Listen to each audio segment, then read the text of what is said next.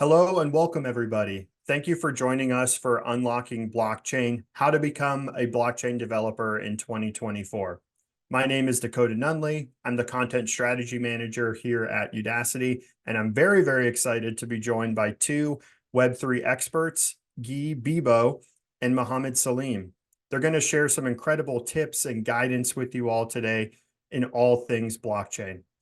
Before we dive in, I just want to share a little about Udacity and why we're holding this conversation today. For those who don't know, Udacity helps professionals forge their futures in tech through cutting-edge courses and project-based learning in fields such as AI, data, programming, autonomous systems, Web3, and more. And we just released a brand new blockchain developer nano degree program that Guy and Salim actually helped to create. So it was only right to bring them together to share their insights about the world of Web3. Guy, Salim, thanks so much for joining today. Of course, thank you. Thanks for having us, Dakota. All right, so just to kick things off, I'd love to just round robin and tell us a little bit about what you do professionally today and what your journey was to get there. Guy, I'll start with you. Yeah, sure. So I'm a senior staff engineer at MetaMask. We are one of the biggest wallets in the world of Ethereum. Prior to that, I've been a web developer for around 7 years. I worked at a company called Vercel, which does a framework called Next.js, which is super popular in Web3. And yeah, I've just been in this ecosystem for a few years, and I love it. So I want to continue in there. I share a similar background. I have about 6 years of experience in Web 2 doing full stack development. I got my start in blockchain initially through the NFT space, working with artists and brands and building decentralized platforms and different decentralized applications. But I got my real start when I worked at SuperRare, which was one of the leading NFT art marketplaces. And that really drew me into understanding decentralized autonomous organizations and picking up on DeFi protocols. And I've been in the space now for 4 years. Time flies, and it's just an exciting industry to be a part of. Perfect. Well, yeah, thanks, guys. Happy to have you. Guy, I'll pass it to you, starting with something a bit more general, but blockchain, Web3, crypto. There's a lot of unique terminology in this space. Can you explain what exactly Web3 is broadly and where blockchain fits into it? Yes, of course. So Web3 is kind of a way to reimagine how the web is. But at the end, Web3 is still just the web. It's just a way to use it with tools that you own and you control. So this idea of a progression in the web, we started with Web 1, just creating pages. And Web 2 was when we went to social media and we have people creating content. But we went into an era where all of these companies like Facebook, Google started owning the data. And that leads to Web3, which is the return of the pendulum the other way, where we want users to be creating their own data. And one of the best ways to let people own their data and act on their own behalf on the web is with blockchain. So blockchain is complicated, but there is a lot of tools built around it to facilitate those interactions. So when we say Web3, it's all of this idea that people own their data, all the tools around it, and of decentralization, meaning not a single person or company owns everything, which is to me the most fascinating part about this whole Web3. Um, I think that's pretty much it. Great, thank you. And Salim, I'm curious to know, what exactly is the difference with your Web2 background between a software developer and a Web3 blockchain developer? Um, Essentially, what does it mean to be in and develop for Web3? Right. So when you're interacting with the Web3, in a sense, you're essentially building applications that interact with the blockchain directly using something called smart contracts. Smart contracts are a way to kind of list out a set of rules or protocols to follow for your application. It differs from traditional Web2 development, where you would kind of build a traditional front end and a back end. In Web3, you need to also take into account the state of the blockchain and kind of optimizing your web application to interact with the blockchain. Since there is a level of transparency and ownership involved, you want to ensure that your user experience is pretty fluid and works optimally with the smart contracts you kind of architect. Um, it I would say that having a strong understanding of the underlying blockchain technology and then kind of bridging that traditional front end user experience was a fairly new experience to me when I first started developing. I wouldn't say it was a huge challenge. It was more so, it required a lot more critical thought in how I write my code. So usually you would try to write code that's bug free. But in blockchain, it is imperative that you write clean, reusable, and well audited code. Security is paramount in any industry, but especially so in blockchain, just because of the immutability. So once you deploy an application or a smart contract, it becomes very difficult to change that code on chain. And that's something that is constantly in the back of my mind and other engineers that are in the blockchain industry. Great. Yeah, thank you, Salim. Diving into specific skills and education, I'll stick with you, Salim, on this one. What core skills are essential for someone looking to become a blockchain developer today?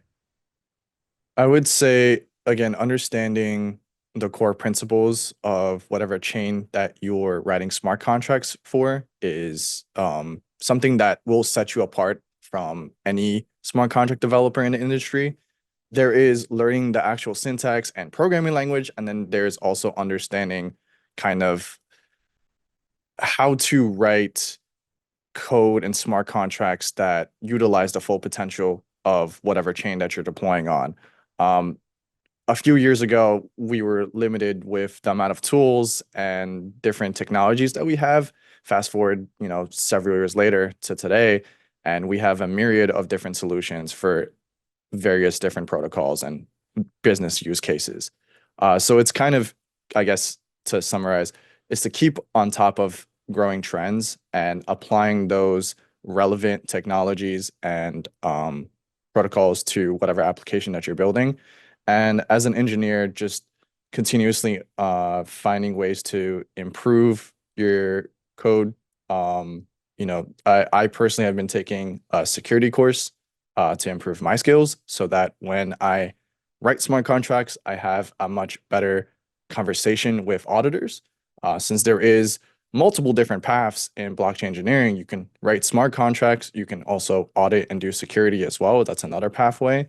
And I find that as a developer in the industry, it does well to kind of keep on top of what new EIPs or proposals that are being specifically in the Ethereum realm are being deployed and how that can benefit whatever business or protocol that you're building out. Perfect. Thank you. And Guy, over to you. I'm curious, which programming languages and tools would you say aspiring blockchain developers should focus on mastering, specifically in 2024, going into 2025? That is a great question. The ecosystem is big, so we have a lot of different tools. But I would say the standard coding stack currently is on the front end. You will want to master the typical web stack. So this is going to be JavaScript, and more importantly, TypeScript is gaining a lot of popularity. Essentially, we're talking about really similar languages, but as Salim said, security is important. So you want also a good structure in your application in the front end. So TypeScript is going to help you do that. And on the smart contract side, the most popular and widely used smart contract language is called Solidity. This is the language that powers the Ethereum blockchain. So it is a language that is familiar yet super different to somebody who would have done, let's say, Java or Go or JavaScript. There's a lot of particularity. So these two are the main coding languages, but there's a ton of other also languages. Some people are even doing smart contract in Rust. There's the Move language. So the ecosystem is big, but if you have to focus to start, the best way to get a job is TypeScript and Solidity. With this, you will have a really good start. Great, thank you. And this one's for both of you guys. So when it comes to practical experience, I'd love to just get an idea, such as working on open source projects. How important is that when it comes to a career in blockchain relative to Web 2? I would say the visibility is a lot more prevalent. I've yet to be in an industry so unique where the knowledge base and the amount of sharing of resources and I mean, within the developer community is so high. It is kind of inspiring. I'm in multiple different channels across different applications, whether that be, on X.com or Telegram or Discord with developer communities. But there's the traditional route of being on GitHub and kind of open source contributions.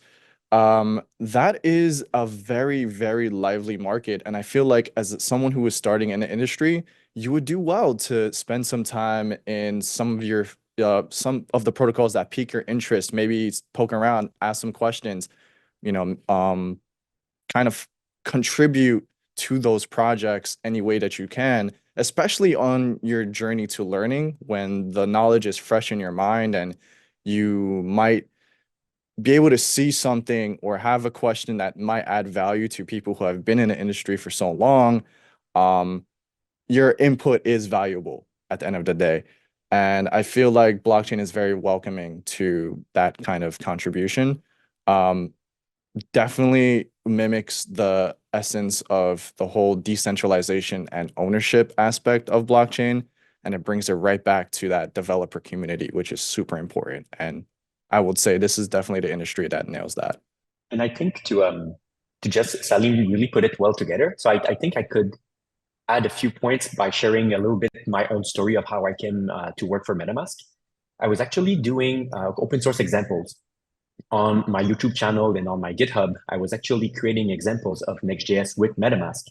And that's how I got in touch with literally the DevRel team over at MetaMask because they liked my examples. We started sharing together. We started talking.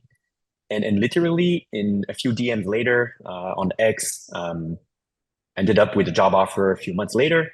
And it is also super common at MetaMask and in other protocols that I know and work with that we will look at who is actually doing issues, doing content as the first place that we want to hire in. Because there is this kind of dilemma in Web3 that it's the tooling is getting better, as Salim said, but it's still fairly new compared to something like Java, for example, which has been like around for decades. So a lot of the times when you want to hire a developer, you don't know where to start looking. So you first look within your community, within hackathons that people participated, within people who did GitHub issues or people who are active in the company Discord. So just being active is just a good way to get into the community and people are welcome in general. Wow, that's super interesting. So did they just reach out through DM on X or LinkedIn or on YouTube comments? Literally, I had one friend in common with the first DevRel at MetaMask, and that friend was building with my examples, and he was in touch with the DevRel, and he said, "Let's organize a Twitter space." Back then, before it was before it was X. So we jumped on there, and he wanted a debate. So I was proposing an approach where we go server side and client side. This is off the point of what we're talking today, but literally we just started sharing ideas, debating on the best approach to some things. There was like two people only listening, but that got me into, like in contact with the team over. And I went on to beta test a lot of their features, like their SDK and things like this. And eventually, we just collaborated long enough that I became knowledgeable about the whole team with everybody in there, and it led to a job.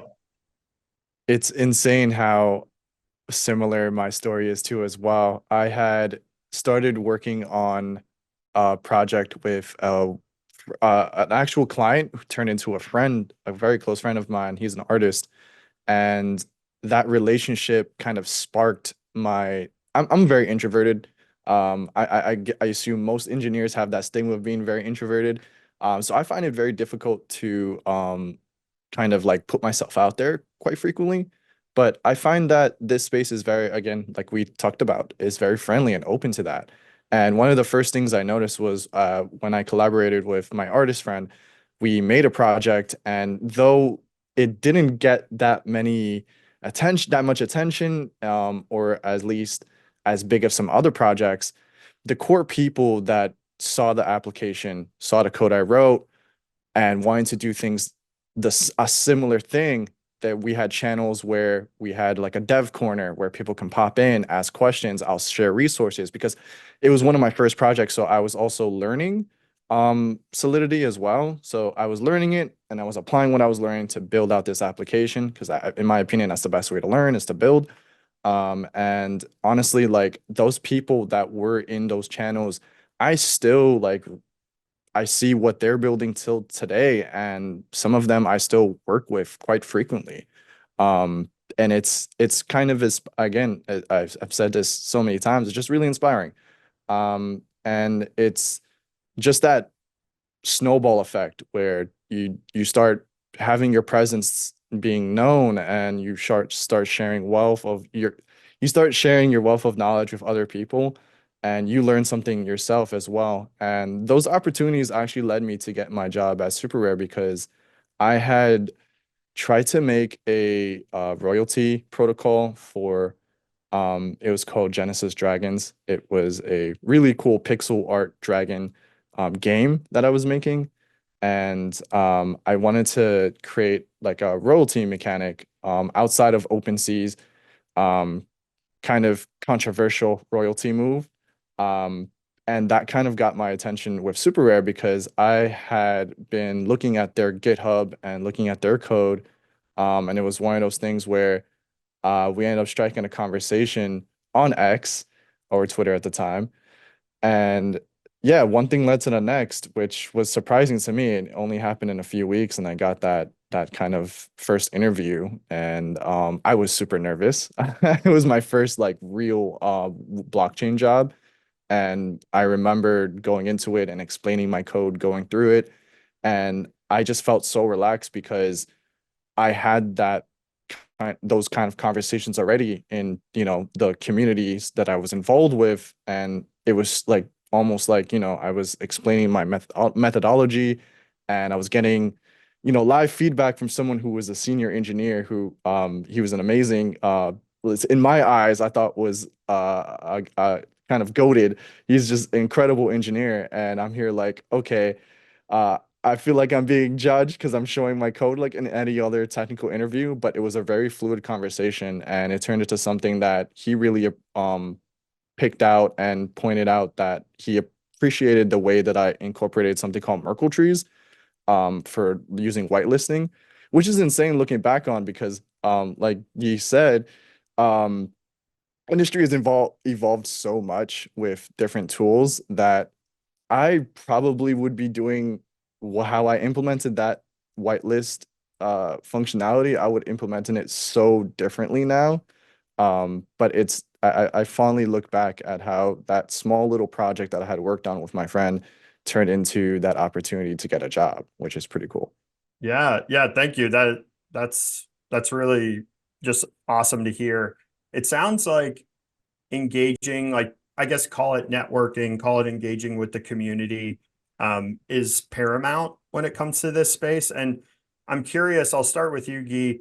Are there any conferences, meetups, or online communities that you'd recommend someone who's getting involved in the space to start with? Yeah, of course. There is a lot of conferences, especially all the conferences that start with ETH, which is the acronym of the currency Ethers on Ethereum. So, for example, ETH Denver, ETH Bangkok, all of these conferences organized by ETH Global, and these are wild. There's people from all over the place. There's gaming setups. There's a lot of people talking. We did one at MetaMask. We had a game room where people could do an escape room out of our product. It was interactive.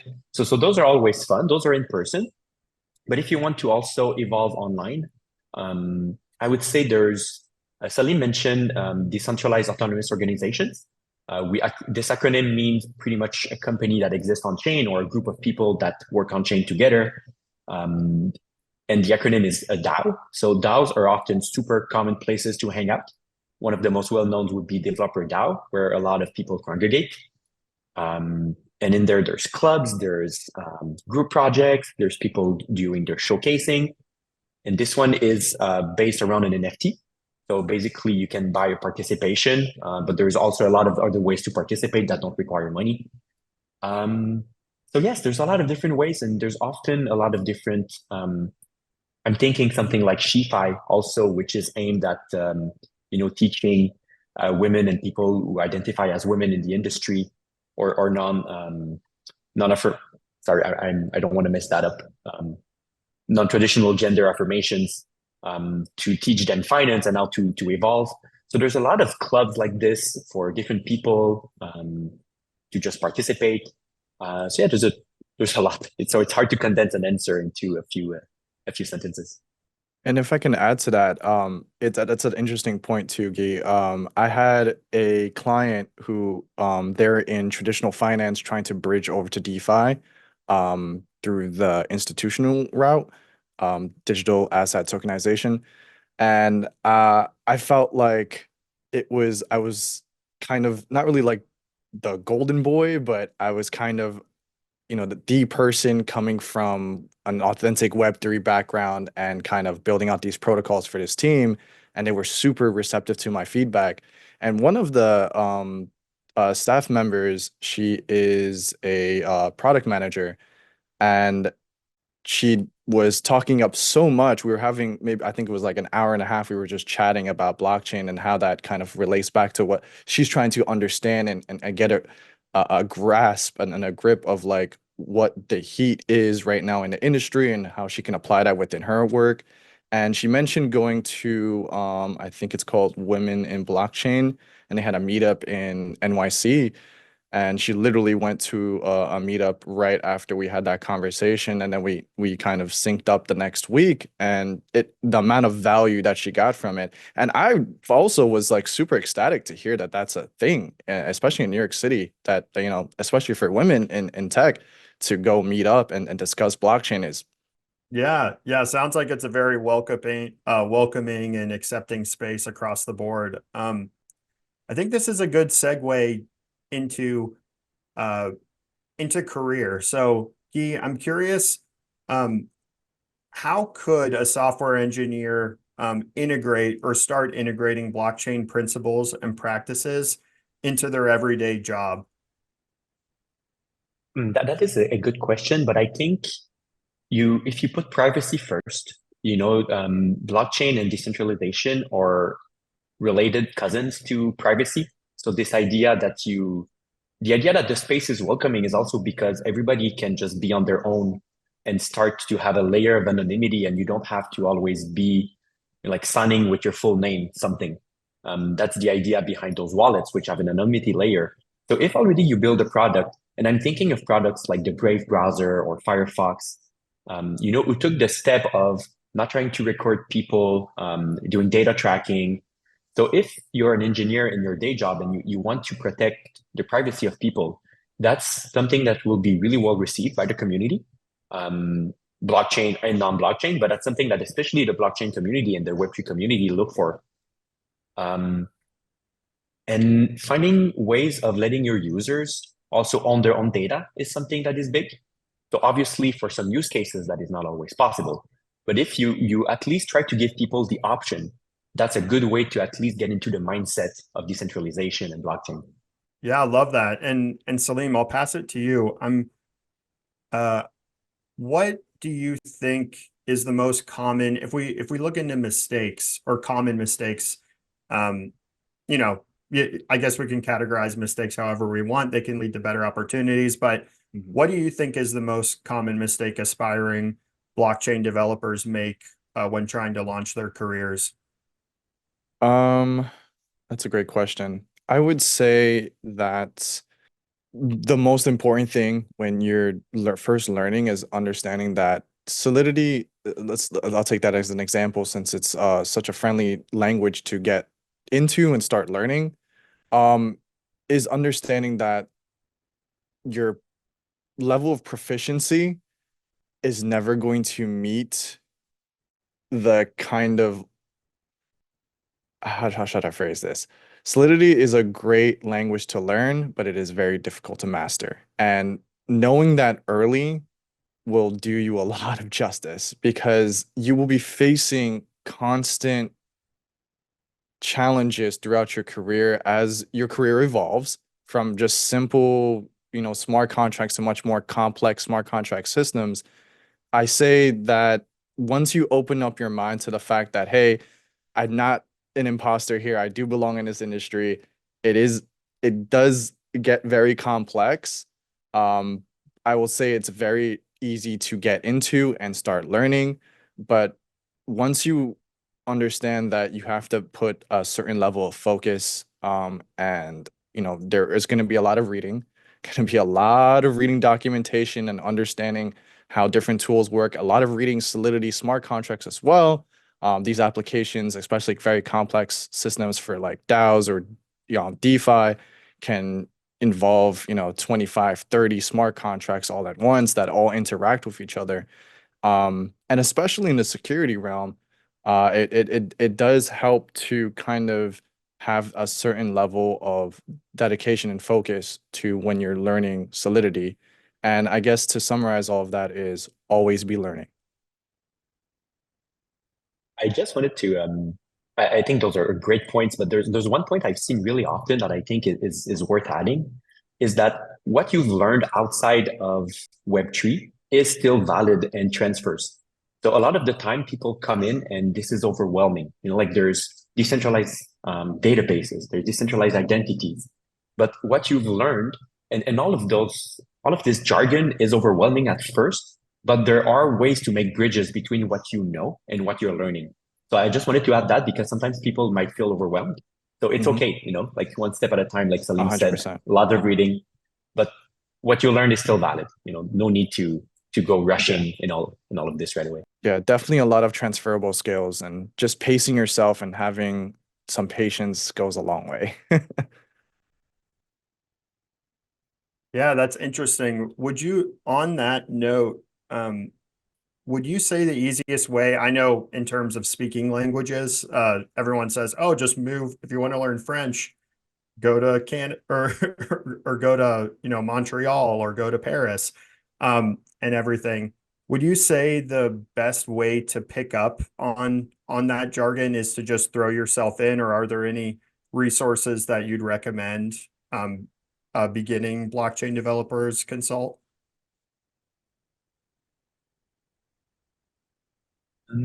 I think there's a lot of readings, but I think it is a fair point that just starting, I think a lot of the classic things people do is to make a portfolio application, like just connect a wallet and showcase the amount of money you have in that wallet, showcase the amount of Ethereum you have.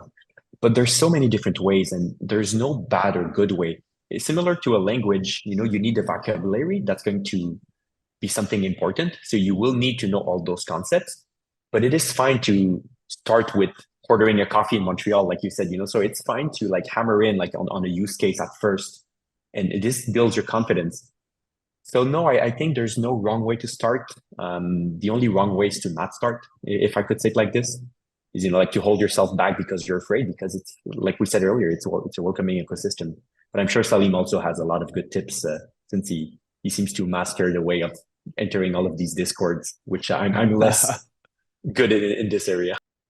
I would also like to add too, utilizing the learning resources out there is a tremendous help. So for instance, like the blockchain nano degree that we have here is a great place to start because you'll pick up on those terms and those very complex jargons, and it won't seem like French to you. It will actually make sense. So utilizing structured courses like this will definitely do you justice in terms of making things seem a lot more familiar. And like you said, finding a problem, finding something that, hey, I want to I want to try this out, right? For me, it was building a marketplace. That was the first application I ever built. It wasn't anything crazy, but I just wanted to, I was watching a few YouTube videos and I started to replicate and create that. And yes, to be fair, I did have transferable skills from Web 2 with my JavaScript and Next.js experience. So building out the front end and doing all of that was very smooth. Having it hosted on Vercel all made sense. The really new concept was now creating this smart contract and using a JavaScript library to have that smart contract be interacted with using the front end. But all in all, it was a fun experience for me. But I definitely leveraged all of my learning resources out there. For me personally, courses are definitely the way to go in terms of like having a structured way to understand things the first time. But it always goes back to, you know, continuously learning. There are a few books out there too as well. Um, I would love to share some with you, but I can't really remember off the top of my head. But there are a few Ethereum books out there that do explain the EVM in much more complexity, which can be a huge topic in and of itself. But that's something that will definitely elevate your level of experience and understanding of blockchain technology, especially in the smart contract realm. But learning Solidity, especially, is like any other programming language, reading through the documentation, reading through, I know there's constant, they're called proposals or improvements on the Ethereum blockchain that are created pretty frequently now, actually, which is pretty awesome. It can be intimidating reading through these things and trying to make sense of what is a blob and how does this affect me? What does this mean? You know, and I will definitely say that having a presence in, unfortunately, right now, this is the current nature of it, but X, as a social media platform, seems to be the home of a lot of crypto news and kind of that sharing of articles and stuff like that. There's also blog platforms like Watcher Guru or um, CoinDesk, I think, is one of them as well. But there's a few platforms circulating around that will make this a lot easier for you to jump in and understand those concepts, and it won't seem too foreign to you, for sure. Yeah, I love that. Thank you. Building off of that, I'll pass this. I'd love to hear from both of you, but I'll start with you, Guy. When it comes to developers, whether Web 2 or aspiring Web 3, what's something apart from taking and signing up for the Udacity blockchain developer nano degree? On top of that, what's something that they could do this year to set themselves apart from the competition? Hmm. I think live the ecosystem. I think that's something, you know, like in the traditional web development world, you kind of work and you do the coding interviews, but in Web3, when we're hiring, we're definitely looking for people, you know, who you don't need to know everything, but people who have participated, you know, maybe who have been in a DAO, people who have done, you know, like a hackathon project. So I think if you're starting just today and you're planning your learning, slot in there a few hackathon, you know, like plan maybe to do a road trip across the city, like and go to a hackathon or do an online one if there's not one close to your home. Because a lot of the innovation is happening in those communities and is grassroots innovation often, which is something that it happens outside, but is much more prevalent in Web3 than in other industries, I think. So yes, just participate as much as you can.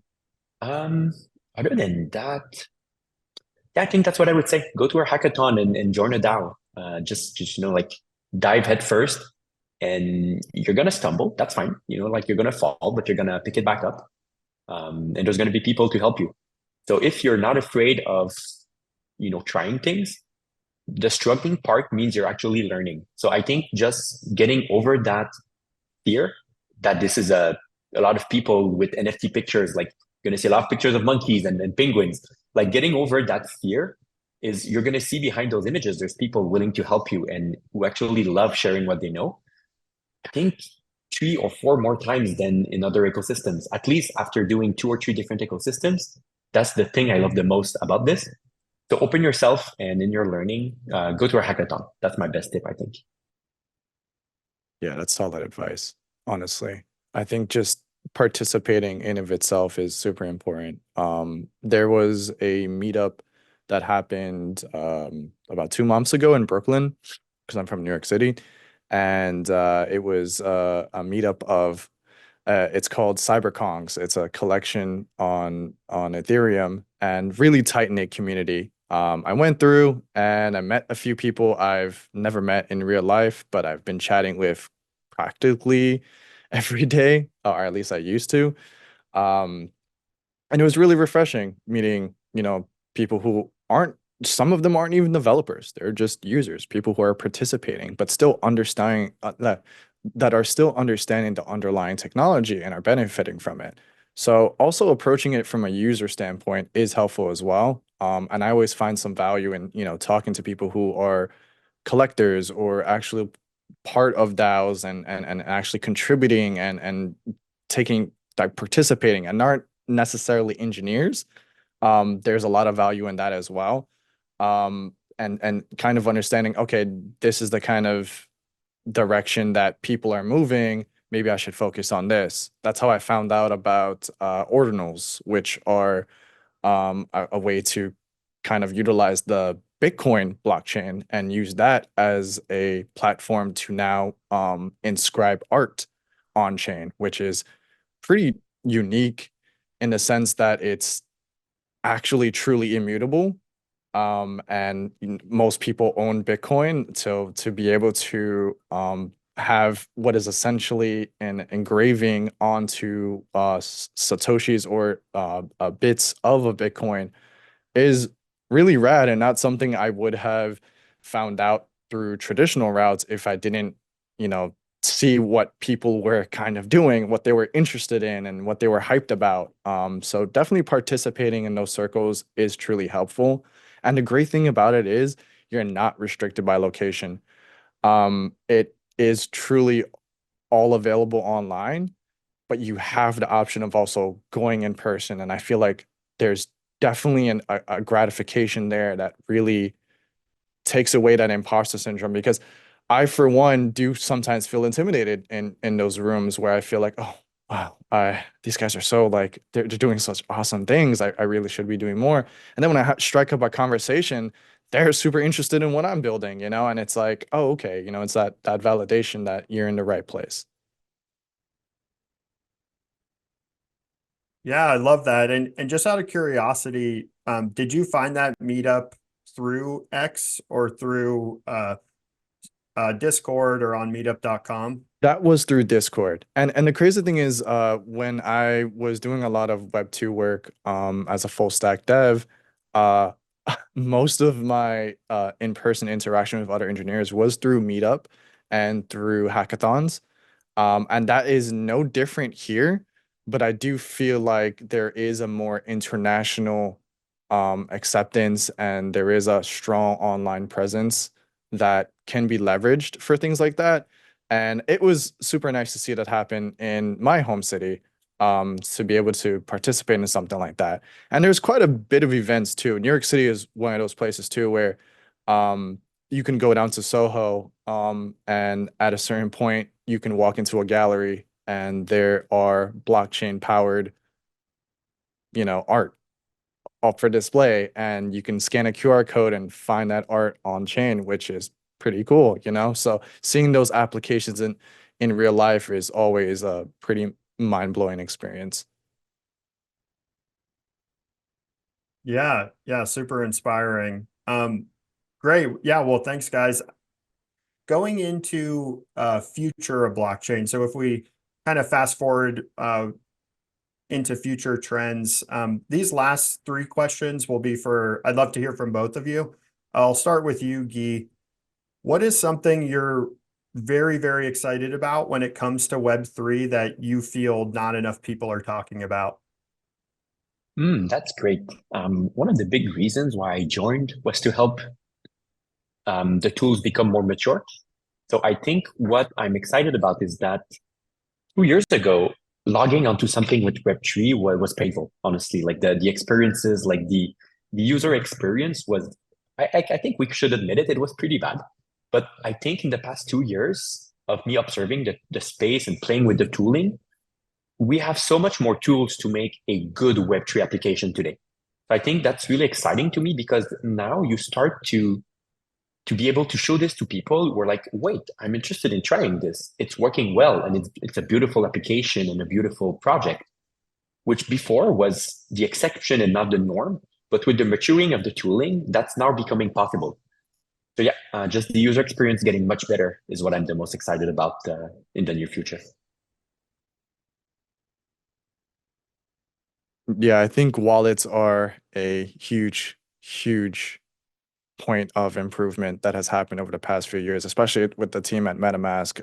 The improvements are felt across everyone that participates in blockchain because that's your connection to, you know, actual applications is your wallet. That's what you're represented by, right? So if that's very painful to understand and navigate, the whole experience is going to be ruined. So I think I definitely agree that that improvement has made a huge impact on not just everyone who's native to crypto, but also regular consumers who are interacting with these platforms and may not know that they are using a blockchain app or blockchain powered app, which I think should be the goal. You should be able to get onto a platform, not have to read up or understand, oh no, what do I do with this secret phrase? If I lose this, my whole life is over, like it's reducing those pain points. But for me personally, one thing that I'm super bullish on is zero knowledge proof. I think that's a really, really neat use case because I love the transparency and the openness of blockchain, but I also understand the value of privacy and protecting your information. And one of the things about blockchain is it's inherently it is an open book, right? You can go on, you can, validate transactions and kind of have that proof. But I think where ZKPs kind of come into play and are solving issues are some institutions and some protocols may be able to benefit their user base by not revealing certain details about themselves and protecting their identities and allowing that anonymity, that anonymous aspect that is, inherent of, blockchain culture, but is implemented in a really neat programming way. So I'm constantly trying to find ways to implement that within any kind of application that could benefit from it. But that's personally what I've been super bullish on. Love it. Great. Yeah, thank you.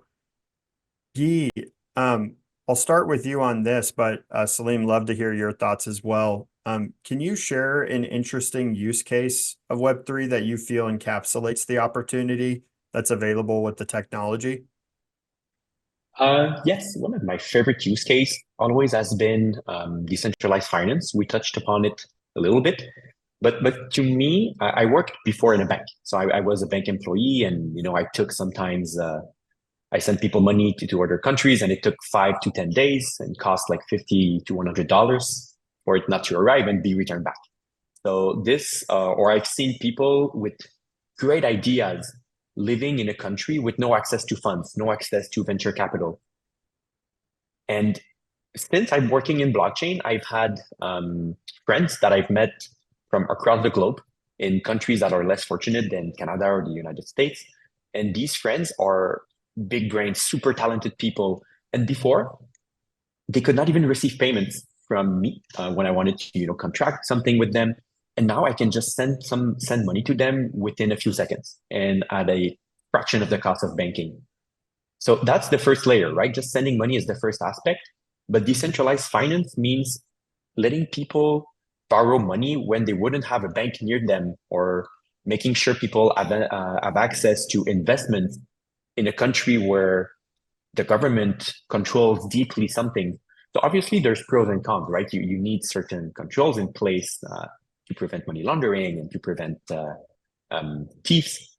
But this idea that we can start to bring great financial tools to people all over the world at a fraction of the cost, that's super exciting for me because now we start to empower a lot of communities which have been forgotten by the global ecosystem.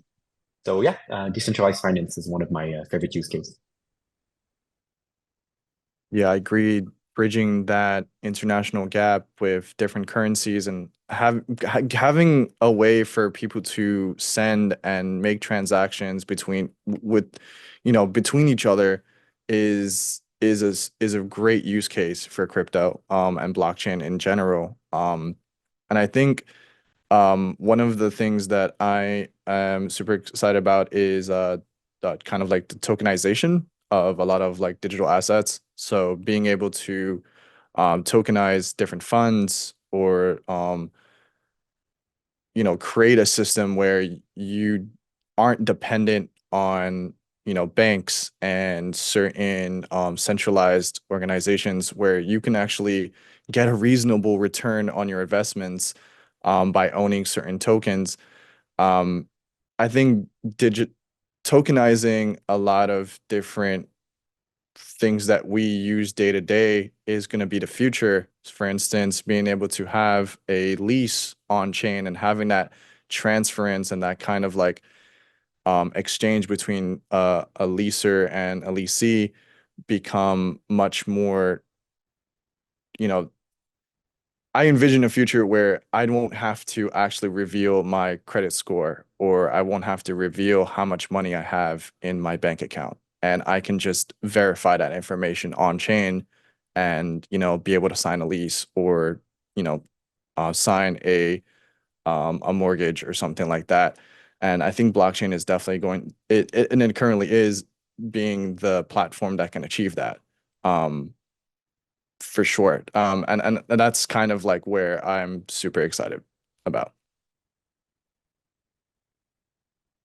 Yeah, I love that. Thanks, guys. Guy, I'll start with you on this. As blockchain technology matures and integrates with other technologies like AI, how do you see the role of blockchain developers changing alongside that technology, if at all? That is a great question because we have a huge ecosystem already of people used to doing things a certain way. Like we're deep into NFTs and DeFi and ZKPs. But tools like zero knowledge proofs, like Salim mentioned, are going to be much, much more important. And when I think of AI in particular, decentralization, I think, plays a big role just because we have currently a few companies controlling large language models like GPT-4, like Claude from Anthropic. But as AI grows more powerful into the hands of fewer people, remembering the concepts of decentralization and openness, I think is really important. And one of my favorite project is called BitTensor, and it is doing basically decentralized artificial intelligence. It's a little bit complex to get into, but it is a good use case that essentially people who come up with good AI models or good AI products are getting paid a certain cryptocurrency. So this is what to me is going to be important in the future, that we don't forget a lot of things that are centralized are dangerous when they're centralized. And AI is one of them. You don't want a few people controlling such an important technology. So as we embrace decentralization in finance and crypto, we should try to embrace it in other areas. So for developers of blockchain applications, understanding how to integrate with external systems. Because when you do something decentralized, it's always a little bit harder. There's a big reason why a lot of things like social media and AI are centralized, because it's fairly simpler to do when you have a simple server that you own. So yeah, just rising up to the challenge of integrating our ecosystem with other ecosystems is what I think is going to be the key for the future of blockchain developers. Right. And just like not everything needs to have AI implementations or any kind of like AI influence, not everything needs to be on chain either. And having that distinction and knowing what can benefit from blockchain technology is important as well. In regards to AI too, as much as it benefits in terms of like tooling and building, we do have the current ecosystem where AI is kind of growing to a place where we need to protect ourselves as well, especially in the art world and music industry. So there is that level of um, I guess, using someone else's likeness and their brand and their content and kind of replicating it using AI and kind of distributing and profiting from that. Blockchain is a way to allow artists, and I'm using artists as an example because I saw an interview with FKA Twigs, who's a singer and performer, who was infuriated because her music and her likeness was used by an AI application to create a song using her voice. And one use case is that underlying, level of verifiability, which is going to become immensely beneficial as AI evolves to a point where our digital identities and our uniqueness needs that protection. And I think having blockchain integrated in these kind of like, especially in the art industry, but for anything really, is going to be super beneficial. Perfect. Yeah, thank you. Well, just one last question. Thanks for your time. This has been super valuable. Excited for all the value that you're going to add to viewers out there. But when it comes to becoming a blockchain developer, anything else you feel like we didn't cover or any parting thoughts? And we can round robin. I'll start with you, Guy. Yeah, I think we put out a great course. Honestly, like the nano degree is something that was super fun to work and create. So I really hope this is a good first step for people. But really just keep the curiosity. Like this domain evolves quickly. So if you don't understand everything right away, that's totally fine. And I really want people to understand also there's a great future in blockchain. It's one of the most remote friendly industries, one of the industries with the less boundaries, country boundaries. I've seen people from, I think, over 40 countries work in blockchain currently.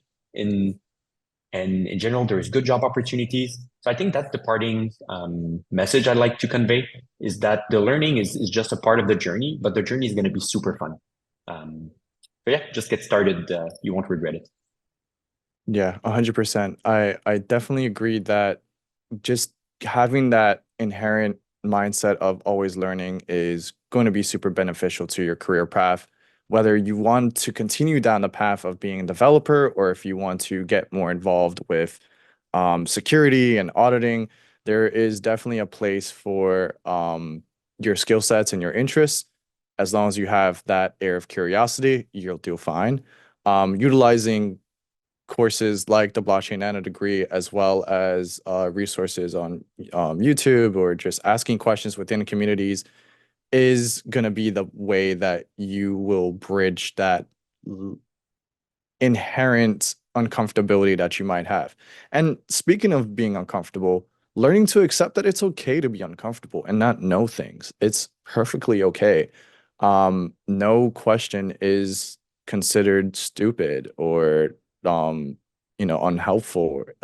Just ask it, and I'm sure you'll have a welcoming answer or you'll find a solution out there. Perfect. Great. Well, yeah, thank you so much, Guy. Thank you so much, Salim, and everybody watching and joining us today for this webinar. As Guy and Salim mentioned, be sure and check out the new Blockchain Developer Nano Degree program and all the courses over on Udacity. But thank you for watching, and we'll see you next time.